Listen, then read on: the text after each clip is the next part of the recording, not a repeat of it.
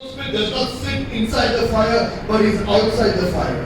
ఇక్కడ గమనించినట్లయితే బంగారును దాన్ని తారీఖు చేసినప్పుడు లేకపోతే దాన్ని అగ్నిలో వేసి దాన్ని ఉన్న ఏమైనా చెడుతనంతా కూడా తీస్తూ ఉంటారు. కానీ దాన్ని తయారు చేసి కూడా అగ్నిలో ఉంటాడు, కానీ అగ్ని బయట ఉంటాడు. Many times we ask God, God, why are you not in the fire with me?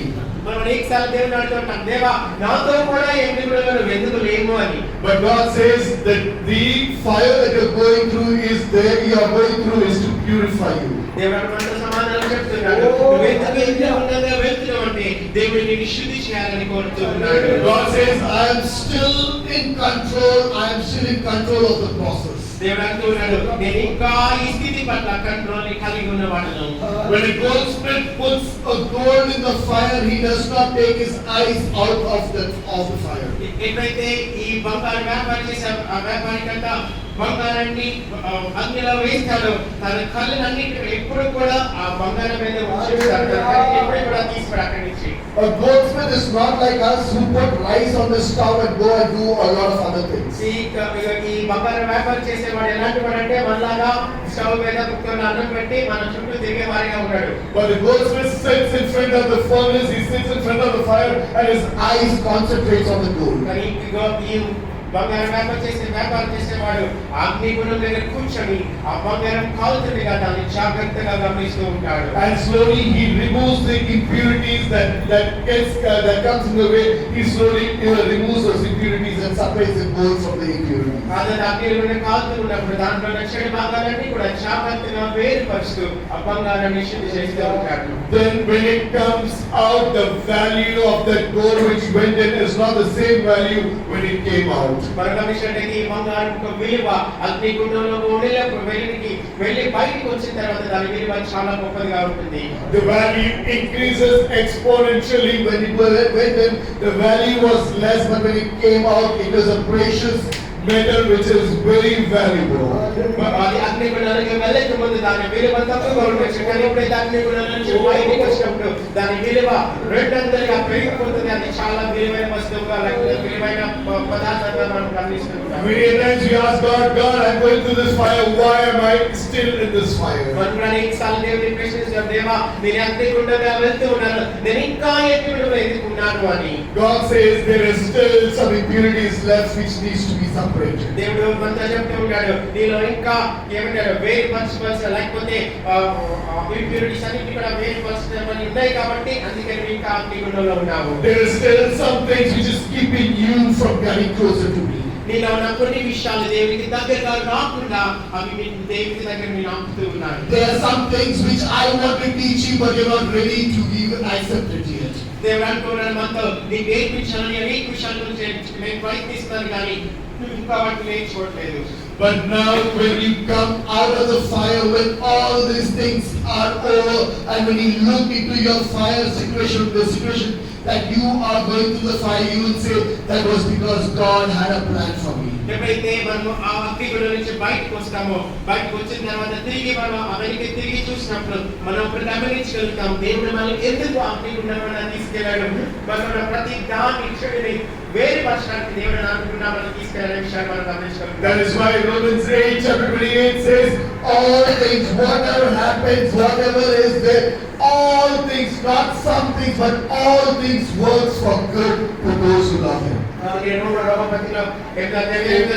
ప్రతిదీ కూడా అంటే ఒక్కటి మాత్రం కాదు కానీ సమస్తము కూడా మన కొరకు అవి ఏమంటారు వేడి కొరకే అది సమకూడి జరుగుతున్నామని మనం ఒక విషయాన్ని గమనిస్తున్నాం. When we turn to 1 Corinthians chapter 2 verse 9, it says, no eyes have seen, no ears have heard, nor has it occurred in the heart of anyone. మొదటి కొరింథీయుల 2:9వ వచనం, ఏ కన్నులు చూడలేదు, ఏ చెవులు వినలేదు కానీ దేవుని గురించిన సంగతుల గురించి. And there it says all these things happen, but it says to only those who love God. Love God. ఇక్కడ గమనించినట్లయితే ఇవన్నీ కూడా దేవుడు తన ప్రేమించే వారి కొరకు సిద్ధపరచబడ్డవి అనే విషయాన్ని మనం గమనిస్తూ ఉన్నాము. Here the underline, we always underline or we give importance to the word where it says no eyes have seen, no ears have heard, nor has it entered the heart of anyone. మనకి గమనించాలి, ఇది వాక్య భాగాన్ని మనం గమనించినట్లయితే ఈ వాక్య భాగం చదివినప్పుడల్లా ఎప్పుడు కూడా ఏ కన్ను అది చూడలేదు, ఏ చెవికి అది వినబడలేదు, ఏ హృదయానికి అది గోచరం కాలేదనే విషయాన్ని మనం ఎక్కువగా ధ్యానిస్తూ ఉంటాం. But the underlined part or the most important part comes at the next line, which says, which God has prepared for them that love Him. కానీ మనం ఇక్కడ గమనించాల్సిన ముఖ్యమైన భాగం ఏంటంటే ఇదన్నీ కూడా దేవుడు తన ప్రేమించు వారి కొరకు ఇవన్నీ సిద్ధపరచడం విషయాన్ని మనం గమనించాలి. If you love God, all these things will happen. నువ్వు ఎప్పుడైతే దేవుడిని ప్రేమిస్తావో ఇవన్నీ కూడా నీకు సమకూడి జరుగుతాయి. When you go to the bank and take an insurance, or when you go and put investments, or when you go to buy investment in insurance, there is a small star or an asterisk which is kept in the terms and conditions. మనము ఏదైనా bank వెళ్ళి ఒక ఖాతాని open చేసినప్పుడు లేకపోతే ఏదైనా insurance వెళ్ళి మనం ఇన్సూరెన్స్ కట్టినప్పుడు వాళ్ళంటే ఒక స్టార్ యాక్సిడెంట్ మనం చూపిస్తుంటారు. అంటే ఆ యాక్సిడెంట్ మనం గమనించినట్లయితే వాళ్ళు అనేక విషయాలు, అనేక సంగతుల గురించి కండిషన్స్ అన్ని కూడా అక్కడ రాసి పెడతారు. In mutual funds and all, when you go and put your money in your mutual funds and when you put your money here and there's always a condition which is written in very small letters. మన mutual funds లో మనం డబ్బులు పెట్టినప్పుడు లేకపోతే ఎక్కడైనా మనం డబ్బులు పెట్టినప్పుడు వాళ్ళు ఇచ్చే కండిషన్స్ చాలా చిన్నగా ఒక స్టార్ వేసి అక్కడ వాళ్ళ కండిషన్స్ అన్ని కూడా చాలా చిన్నగా రాసి పెడతారు. If I have to compare this words with that scenario, it goes like this. ఒకవేళ నేను ఈ వచ్చిన భాగాన్ని దానితో కంపేర్ చేసినట్లయితే ఈ వచ్చిన ఇలాగా వెళ్తుంది. It says you will get everything which you have not even imagined. ఇక్కడ ఏమని చెప్పబడిందంటే నువ్వు తలచినవి కూడా, నువ్వు ఊహించినవి కూడా అన్ని కూడా దేవుడు నీకు అనుగ్రహిస్తాడు. You have not thought about it in that way, you will get the returns. నువ్వు దాని గురించి ఆలోచించలేదు, ఆ విధంగా దేవుడు నీకు తిరిగి దారి చేస్తాడు. For you do everything, your eyes have not seen, your ears have not heard, nor has anything occurred in your heart for what God is going to do for you. ఏ కన్ను కూడా చూడలేదు, ఏ చెవి కూడా వినలేదు, ఏ హృదయం కూడా అనంతం కాలేదు దేవుడు చేసే సంగతుల గురించి. But the asterisk part, or the most important part, the asterisk part, the terms and conditions is for them that love Him. కానీ అక్కడ గమనించిన ఆస్ట్రిక్ పార్ట్ లేకపోతే చాలా ప్రాముఖ్యమైనది ఏంటంటే ఇవన్నీ కూడా ఎవరికి జరుగుతాయంటే దేవుని ప్రేమించే వారికి జరుగుతాయి. Hallelujah. When you go for investments or any other place, all those aspects or all those things are written in small letters. మనం ఎక్కడికి ఇన్వెస్ట్మెంట్ చేసినప్పటికీ కూడా ఆ కండిషన్స్ అన్ని కూడా చిన్నగా రాస్తారు వాళ్ళు. But here the condition is written in a big letter for them that love Him. కానీ ఇక్కడ కండిషన్ వాక్యంలో చాలా తెల్లగా లేకపోతే పెద్దగా రాయబడింది ఏంటంటే తనను ప్రేమించు వారికి మాత్రమే ఇవి జరుగుతాయని. Hallelujah. First condition is that if you love God, He is merciful towards me. మొదటి కండిషన్ ఏంటంటే దేవుని ప్రేమించు వారికి దేవుడు దాన్ని చూపేవాడిగా ఉంటున్నాడు. His mercies are greater than anything else that you can even think about. తన చూపించే దయ అన్నిటికన్నా కూడా చాలా గొప్పది. Second, if you love Him, whatever happens in your life, everything happens for good. రెండవదిగా మనం దేవుని ప్రేమించినట్లయితే మన జీవితంలో ఏది జరిగినప్పటికీ కూడా అది మరి మంచి కొరకే జరుగుతుంది. Third, if you love Him, what God has in plan for you, or what God has kept in store for you, your eyes have not seen, your heart has not heard, it has not occurred in your heart, nor has your ears heard about it. మూడవ విషయం మనం గమనించినట్లయితే దేవుని ప్రేమించే వారికి ఏ కంటి కూడా చూడనివి, ఏ చెవుకు కూడా వినబడనివి, ఏ హృదయం కూడా గోచరం కానివి అలాంటి గొప్ప సంగతులు దేవుడు మన పట్ల జరిగిస్తూ ఉన్నాడు. Hallelujah. Here the condition is not that for those whom God loves, but it's for those who love God. ఇక్కడ గమనించండి, ఇక్కడ కండిషన్ మీకు చాలా తేలికగా గమనించాలి. దేవుడు ప్రేమించే వారు కాదు, కానీ ఎవరైతే దేవుని ప్రేమిస్తారో వారికి ఇవన్నీ కూడా జరుగుతూ ఉంటాయి. Because God loved the world, because God loved you and me, He gave His only begotten Son for us. దేవుడు మనల్ని ప్రేమిస్తున్నాడు, మనల్ని మాత్రం కాదు కానీ దేవుడు ఈ లోకాన్నంతటినీ కూడా ప్రేమిస్తున్నాడు కనుక తన ఒక్కగానొక్క కుమారుని మనల్ని ప్రేమిస్తున్నాడు. He gave His everything, His only begotten Son, His everything He gave because He loved us. తన ఒక్కగానొక్క కుమారుని మనకు అనుగ్రహించాడు ఎందుకంటే దేవుడు మనల్ని ప్రేమిస్తూ ఉన్నాడు కనుక. But here it says next, it's up to you whether how you would love God. కానీ ఆ తర్వాత మనం గమనించినట్లయితే అది మనకి సంబంధించినది, మనము దేవుడిని ఎలాగ ప్రేమించగలుగుతున్నామని. Whether when we say we love God, it's not just a word that we say. మనము ఒక మాట చెప్పడం మాత్రం కాదు, దేవాన్ని నేను ప్రేమిస్తున్నానని ఒక మాట చెప్పడం మాత్రం కాదు, కానీ But when we say we love God, we should mean that there is nothing else that can come in between me and my God. కానీ మనం ఎప్పుడైతే ఆ మాటలు దేవునితో చెప్పినప్పుడు, దేవాన్ని నేను ప్రేమిస్తున్నానని చెప్పినప్పుడు, దేవునికి మనకి మధ్యగా ఇంకేది కూడా రాకూడదు. There should not be anything that can come between me and my love towards my God. నాకు దేవుని ప్రేమికి మధ్యగా ఇంకా మధ్యలో ఇంకేది కూడా రాకూడదు.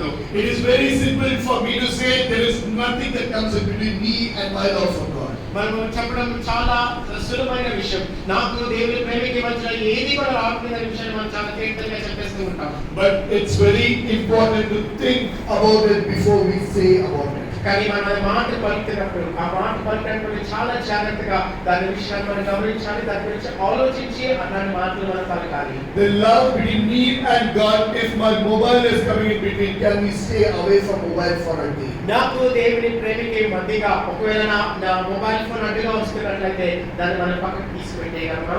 Today in our Pentecost life itself, now we say ornaments and all, we are against ornaments and all those things, we say that. But nowadays the ornaments and all was the past, but nowadays cell phones have replaced it. మనం గమనించినట్లయితే Pentecost వారి సంఘటన మనం గమనించినట్లయితే Pentecost వారు ఎవరు కూడా బంగారాన్ని పెట్టుకోరు, ఎందుకంటే వారు ఎవరు కూడా దేవుని పెద్దలు అనుకుంటారు. కానీ ఈ రోజు మనం గమనించినట్లయితే దేవునికి మనకి వ్యతిరేకంగా ఒకటి తయారైంది, అది ఈ mobile phone. Many times we don't realize that, but ornaments have been replaced with the mobile phones. మనం అనేకసార్లు దాన్ని గమనించట్లేదు, కానీ మనం అది గమనించట్లేదు, కానీ ఈ ఆర్నమెంట్స్ లేకపోతే మనం వేసుకునే ఆర్నమెంట్స్ అన్ని కూడా ఈ మొబైల్ ఫోన్ అనేది దాని స్థానం తీసేసుకుంది. Now when we see someone else with a better phone, we get in our heart, now I need to get that phone. ఒకవేళ ఎవరికైనా మనకన్నా మంచి ఫోన్ మనం చూసినట్లయితే మనం అనుకుంటూ ఉంటాం మనసులో, అలాంటి ఫోన్ మనం తెచ్చుకోవాలి అని అనుకుంటూ ఉంటాం. We see, why is that feature not there in my phone? మనం అనుకుంటూ ఉంటాం ఆ ఫోన్ లో ఉన్న ఫీచర్ నా ఫోన్ లో ఎందుకు లేదని అనుకుంటూ ఉంటాం. But many a times, let me tell you, more than 70% of the things that we have in our phone, we never use it. కానీ మనం గమనించినట్లయితే మన ఫోన్ లో 70% ఒక ఫీచర్స్ ని మనం అసలు ఉపయోగించాం. We never use 70% of the features of the phone, but still when another phone comes with a new feature which we don't use, we say, I want that phone. కానీ మనం ఈ 70% దాంట్లో ఉన్న ఫీచర్స్ ఉపయోగించాం, కానీ ఒకవేళ కొత్త ఫోన్ వచ్చి దాంట్లో ఒక కొత్త ఫీచర్ యాడ్ అయినట్లయితే అది మనం వాడకపోయినప్పటికీ కూడా అది కొనుక్కోవాలని మనం ప్రయాసపడుతూ ఉంటాం. Now YouTube has come along. ఈ రోజు దినాల్లో మనం గమనించినట్లయితే యూట్యూబ్ ఎక్కువగా నడుస్తూ ఉంది. I don't say it's wrong in using YouTube, because YouTube, we get a lot of things in YouTube, information and everything we get in YouTube. మీరు YouTube వాడటం తప్ప అని నేను చెప్పలేదు, ఎందుకంటే యూట్యూబ్ లో అనేక సంగతులు మనం గమనించగలుగుతాం, అనేక సంగతులు మనం నేర్చుకోగలుగుతాం. But there is one sad thing, part of it. కానీ దాంట్లో విచారకరమైన విషయం ఉంది. YouTube has replaced our Bible study, our reading the Bible, our Bible study, our prayers, our worship, and everything has been replaced by the mobile phones and YouTube. ఈ YouTube గమనించినట్లయితే ఆ YouTube అనేది మన దేవునితో గడిపే సమయాన్ని అది పాడు చేసేసింది, అలాగే బైబిల్ చదివే సమయాన్ని కూడా అది ఆక్రమించేసింది.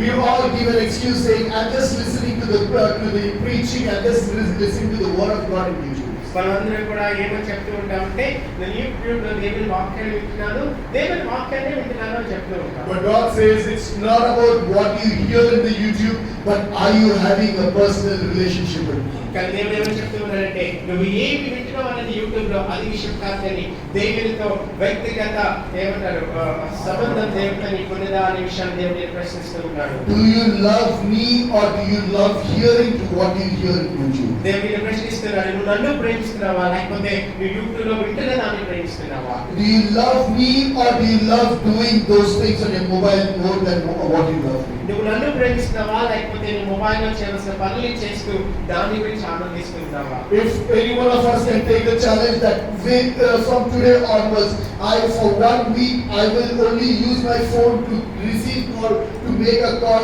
Other than that, I will not use my phone for any other entertainments. If we can take that call, then we spend time with God. That says about our love to God. ఈ వారం మీ అందరికీ కూడా ఒక challenge అనేది ఇస్తున్నాను. ఒక వారం పాటు మీరు ఫోన్ ని కేవలం కాల్ వస్తే ఆన్సర్ చేయడానికి, లేకపోతే కాల్ నేను కాల్ చేయడానికి మాత్రమే వాడి తగ్గ ఏది కూడా వాడకుండా ఆ సమయాన్ని అంతటినీ కూడా దేవునితో గడపడానికి మీరు ఉపయోగించుకుంటారా? Okay, I'll add one more thing to that. You can join online meetings also with them. దాంతో మనకి ఎప్పుడు కూడా యాడ్ చేస్తున్నారు, మీరు ఆన్లైన్ మీటింగ్స్ అప్పుడు కూడా జాయిన్ అవ్వచ్చు.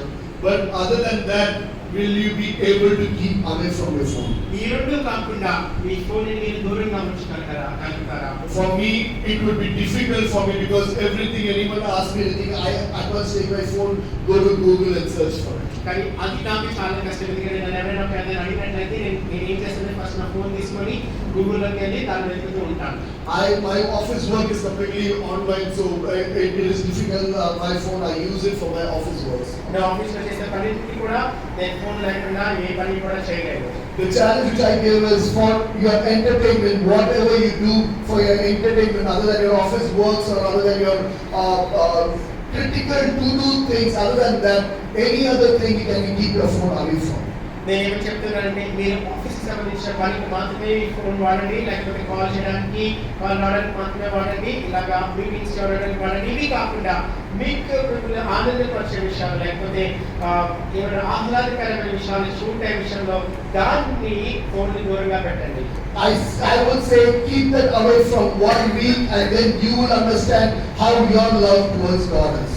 ఆహ్లాదం కలిగించే పనులన్నింటి విషయమై ఫోన్ని దూరంగా పెట్టి అప్పుడు మీరు గమనించగలుగుతారు దేవుని పట్ల మీకు ఎంత ప్రేమ కలిగి ఉన్నది అని. Hallelujah. Hallelujah. Hallelujah. Hallelujah. Nowadays our prayer time has been replaced with the phone time. ఈ రోజు దినాల్లో మనం గమనించినట్లయితే మన ప్రార్థనా సమయం అంతా కూడా ఫోన్కి నియమించమైనది. Earlier we used to read the Bible one verse or one chapter and we used to sit and meditate for 1 hour, 2 hours thinking about what I have read today, what I've the portion where I have read, what I have read. We keep meditating on that for 1 hour, 2 hours. After the phone has come, we just read the Bible and then we close, our meditation is gone. మనం గమనించినట్లయితే ఒక వాక్య భాగం మనం చదివినప్పుడు, ఒక అధ్యాయం అంతా కూడా చదివినప్పుడు దాన్ని 1 గంట సేపు 2 గంటల సేపు దాన్ని ధ్యానిస్తూ దేవుడు నాతో ఏం మాట్లాడినాయి ఉన్నాడు, దేవుడు నాతో ఏం మాట్లాడిన దాన్ని ధ్యానిస్తూ దాని గురించి మనం ప్రార్థన చేస్తూ ప్రార్థనలో గడిపేవాళ్ళం. కానీ ఈ రోజులో మనం గమనించినట్లయితే ఆ విషయాన్ని మనం చదువుతూ తొందరగా దాటిపోతున్నాం, మన ఫోన్ కి సమయాన్ని కేటాయిస్తూ ఉన్నాం. Can we go back to the days when we were saved? మనం తిరిగి మన మొదటి దినాల్లో ఎప్పుడైతే రక్షించబడిన దినాల్లో ఎలా ఉన్నామో అలాంటి దినాలకి తిరిగి మనం వెళ్దామా?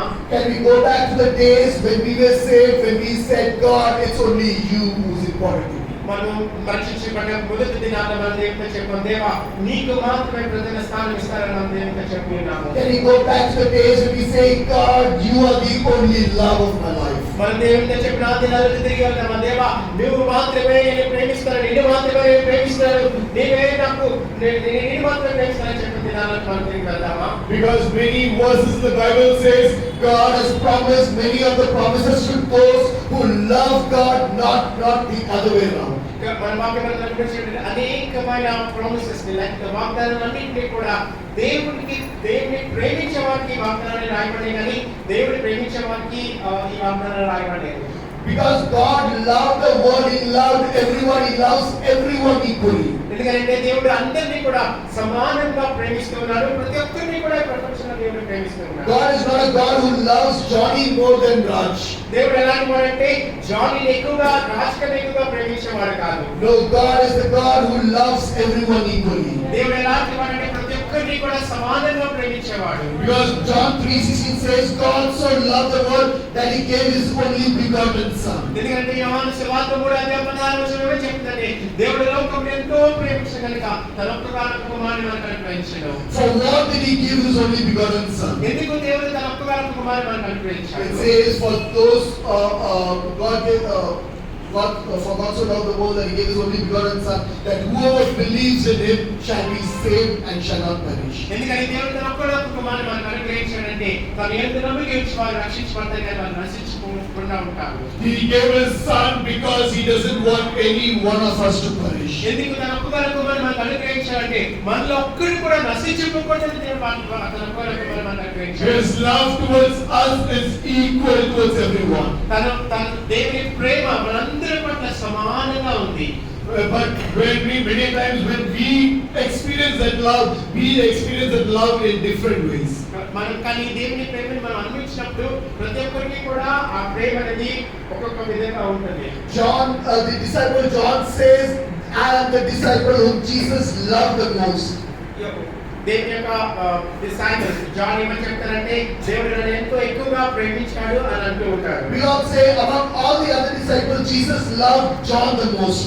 మనం కూడా అనేక సార్లు చెప్తున్నాం యేసుక్రీస్తు అనుకున్న ఆ 12 మంది శిష్యుల్లో దేవుడు యోహాను అనే శిష్యుడిని ఎక్కువగా ప్రేమించాడు అని. But Peter was the one who experienced the forgiveness of God right more than anyone else. కానీ మనం గమనించినట్లయితే పేతురు మా శిష్యుడు దేవుని యొక్క ప్రేమను క్షమాపణను ఎక్కువగా పొందుకున్న వాడిగా మనం గమనిస్తున్నాం. Paul would say, I am the one who experienced the forgiveness of God more than anyone else. పౌలు కూడా చెప్తూ ఉంటాడు దేవుని యొక్క క్షమాపణను నాకన్నా ఎక్కువ ఎవరు అనుభవించలేదని. Paul says, I was the one who was persecuting the church, but God forgave everything that I have done against him. పౌలు యొక్క భక్తులు చాలా తేటగా లేకుండా ధైర్యంగా చెప్పగలుగుతారు ఏమంటే నేను ఈ సంఘాలన్నింటినీ కూడా నశించడానికి ప్రయత్నిస్తున్నప్పుడు దేవుడు నన్ను ఎంతగానో ప్రేమించి నన్ను క్షమించాడని చెప్పగలుగుతాడు. But one thing is clear, that his love towards us all is equal. కానీ ఒక విషయాన్ని మనం గమనించినట్లయితే దేవుడు మన పట్ల చూపించే ప్రేమ ప్రతి ఒక్కరికి కూడా అది సమానంగా ఉందని.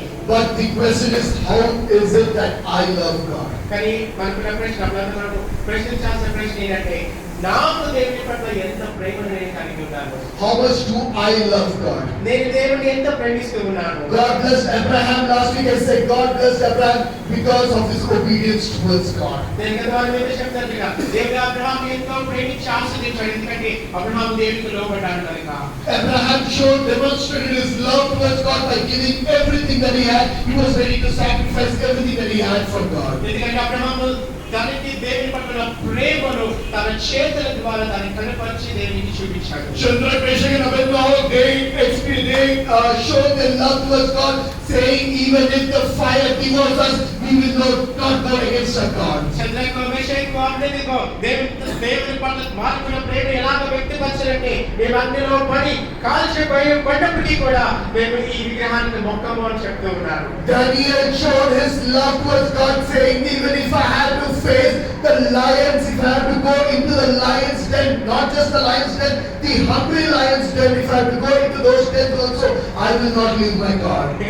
దానియేలు కూడా అదే విషయాన్ని చెప్తున్నాడు. ఒకవేళ నేను ఈ సింహము బోర్లోకి వెళ్ళాలంటే సింహం బోర్లు మాత్రం కాదు కానీ ఆకులతో నా సింహాలు బోర్లోకి వెళ్ళవచ్చప్పటికీ కూడా దేవుని విసర్జించిన వాడి. God is asking, do you love me?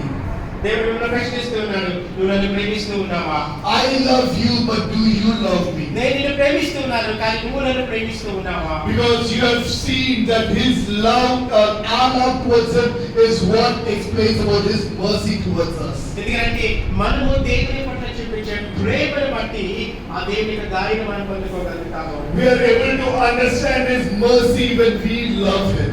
ఎప్పుడైతే మనం దేవుని ప్రేమిస్తామో అప్పుడు దేవుని దానిని మనం ఎక్కువగా అనుభవించగలుగుతాము. We are able to understand his love because when we start loving him, that he gives everything for us. మనం ఎప్పుడైతే దేవుని ప్రేమిస్తూ ఉంటామో ఎక్కువగా దేవుని ప్రేమిస్తామో అప్పుడు దేవుడు మనకి అన్నిటిని కూడా అనుగ్రహిస్తూ ఉంటాడు. It is not more important than God loving me, is how is my love towards God. చాలా ప్రముఖమైన విషయం ఏంటంటే దేవుడు ఎంత నన్ను ప్రేమిస్తారనేది ప్రముఖమైన విషయం కాదు కానీ నేను దేవుని ఎంతగా ప్రేమిస్తాననేది ప్రముఖమైన విషయం. Because God has proved that because his love for me was so great that nothing was able to come in between me and God's love. ఇక్కడ గమనించినట్లయితే మన ప్రేమ ఎంత అత్యధికంగా ఉండాలంటే దేవుని ప్రేమకి నాకు మధ్యగా ఏమీ కూడా ఉండకూడదు.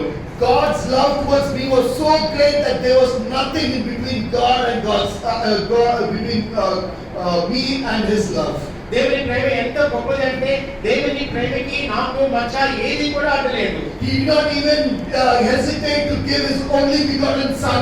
That was the love that he has towards me. దేవునికి నా పట్ల ప్రేమ ఎంత గొప్పది అంటే దేవుని ప్రేమకి నాకు మధ్య ఎంతో వ్యత్యాసం దానికి తేడా అనేది ఎంత ప్రేమ ఉందంటే అది తన ఒక్కగానొక్క కుమారుని మనకి ఇచ్చేశాడు. But the question today is, how is your love towards God? కానీ ఈరోజు నేను మీతో అడుగుతున్న ప్రశ్న ఏంటంటే మనకి దేవుని పట్ల ప్రేమ ఎట్లాంటిది?